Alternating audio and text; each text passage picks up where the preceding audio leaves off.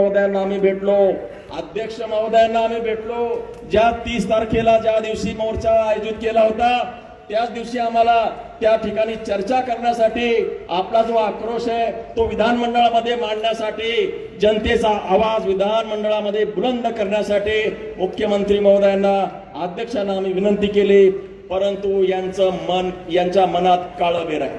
यांच्या मनामध्ये हो हो म्हणाले, परंतु आम्हाला त्यांनी त्या दिवशी परमिशन दिली नाही. आम्ही अधिवेशन संपेपर्यंत त्यांच्याकडे मागणी करत राहिलो, परंतु आम्हाला त्यांनी परवानगी दिली नाही. यावरून यांची जी काही मन आहे ते मन स्वच्छ नाही.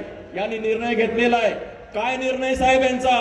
मुख्यमंत्री महोदय म्हणतात, काय म्हणतात ते? सुप्रीम कोर्टानं सांगितलेलं आहे. सुप्रीम कोर्टाचा आदेश आहे. अहो, सुप्रीम कोर्टाचा आदेश नाही आहे. सुप्रीम कोर्टाचा स्पष्ट आदेश आहे, त्याच्यामध्ये 2 वाक्य आहे. सुप्रीम कोर्टानं सांगितलं की अनुसूचित जाती हा होमोजिनियस जरी क्लास असला तरी त्याच्यामध्ये जर एखादा मागास घटक असेल, त्याला जर राज्य सरकारला असं वाटत असेल तो मागे आहे, तर त्याच्यासाठी राज्य सरकार प्रावधान करू शकतं. परंतु असं करताना एम्पेरिकल डेटा पाहिजे. कसला डाटा पाहिजे? एम्पेरिकल डेटा पाहिजे. डेमॉन्स्ट्रेबल असलेला डेटा तुम्ही तयार केला पाहिजे. तुमचा क्वांटिफाईड डेटा तयार असला पाहिजे. क्वांटिफाईड डेटा म्हणजे काय? किती टक्के तुम्ही मागे राहिला, इतर समाज किती टक्के पुढे गेला. नुसताच मागे राहिला असं नाही. किती टक्के, किती लोकसंख्या आहे, किती टक्क्यांनी मागे आहे, किती प्रमाणात मागे आहे, स्पष्ट असलं पाहिजे. डेमॉन्स्ट्रेबल म्हणजे दाखवणारा असला पाहिजे.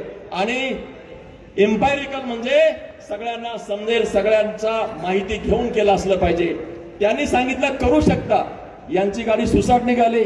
जसं 1 ऑगस्टला निर्णय आला 2024ला, यांनी लगेच ऑक्टोबरला 1 सदस्यीय समिती, कोणती समिती? एकल सदस्य डॉक्टर बदर नावाचा एक माजी न्यायमूर्ती आहे, त्याच्या अध्यक्षतेखाली समिती निर्माण केली. या समितीनं 2026ला 16 मार्चला अहवाल राज्य शासनाला सादर केला. त्या अहवालावर, जो आपल्याला माहितच नाही, तो अहवालमध्ये काय म्हटलंय, कोणाला काय द्यायचंय, काय म्हटलंय आम्हाला कोणाला माहिती नाही, त्याच्यावर त्यांनी जनतेकडून हरकती मागवायला सुरुवात केल्या. अहो, अहवाल काय, म्हणणं काय, त्यांचं म्हणणं काय म्हणजे आम्ही माहिती देऊ. तरी सुद्धा आपल्या सगळ्या समाज बांधवांनी आपले अहवाल त्या ठिकाणी दिले. आणि याच्यावर आता मुख्यमंत्र्यांनी मुख्य सचिवांची समिती त्या ठिकाणी फॉर्म केली. मुख्यमंत्री महोदयांचा हेतू काही बरोबर नाही. विधानसभेमध्ये बोलताना असेल की जेव्हा आम्ही निवेदन घेऊन गेलो तेव्हा सुद्धा असेल, त्यांची बॉडी लँग्वेज काय आपल्याला मदत करण्याची नाही आहे. आणि म्हणून जेव्हा एखादा लोकशाही मधला एखादा मुख्यमंत्री, एखादा पंतप्रधान जेव्हा तानाशाही करतो, तेव्हा त्याला लोकशाहीच्या माध्यमातून त्याला झटका देण्याची गरज आहे. आणि म्हणून आम्ही तेव्हाच ठरवलं की यांना उत्तर आता विधानसभेमध्ये आम्ही पाहू, पण रस्त्यावर सुद्धा आपल्याला देण्याची गरज आहे. आणि मला खात्री आहे की आपण सगळेजण आज या विषयावरती एकत्र आलेलो आहे. बंधूंना संपूर्ण महाराष्ट्रामध्ये रण पेटलेलं आहे. काय म्हणणं आहे आपलं, काय म्हणणं आहे त्यांचं, काय म्हणणं आहे? त्यांना आपलं सामाजिक ऐक्य फोडावून राजकीय लाभ घ्यायचा आहे. बरोबर आहे?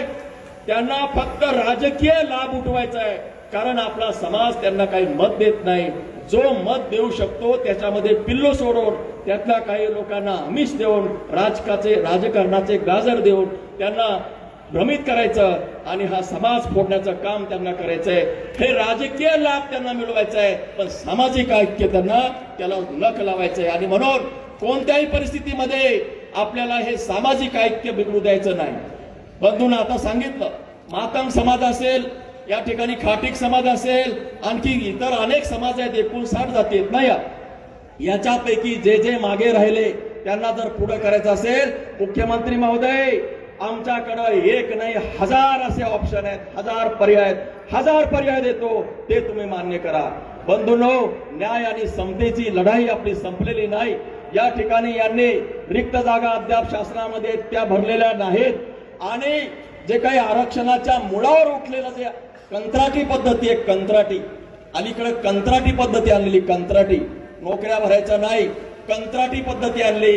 कंत्राटी म्हणजे कंपनी येते आणि ज्याला वाटेल ती पोरं शासनाच्या नोकरीवर लागतात. ही कंत्राटी पद्धती आहे, ही कंत्राटी पद्धत रद्द झाली पाहिजे, रिक्त जागा भरल्या पाहिजेत. जे काही अण्णाभाऊ साठे महामंडळ आहे त्यांना जे काही कर्ज त्यांना 50 कोटी 100 कोटी देतात, आपले सगळेच महामंडळ सगळे कर्जबाजारी झालेले आहेत. या सगळ्या महामंडळांचं कर्ज माफ करून 50 कोटी ऐवजी 5,000 कोटी त्यांना द्या, आमचं काही म्हणणं नाही. याच्या पलीकडे आनंदराजी आपण अशी मागणी करू की या सगळ्या मागास प्रवर्गामधल्या या अनुसूचित जातीच्या मातंगासहित सगळ्या